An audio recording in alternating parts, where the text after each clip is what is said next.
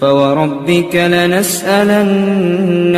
أجمعين عما كانوا يعملون فاصدع بما تؤمر وأعرض عن المشركين إنا كفيناك المستهزئين الذين يجعلون مع الله إلها آخر فسوف يعلمون ولقد نعلم أنك يضيق صدرك بما يقولون فسبح بحمد ربك وكن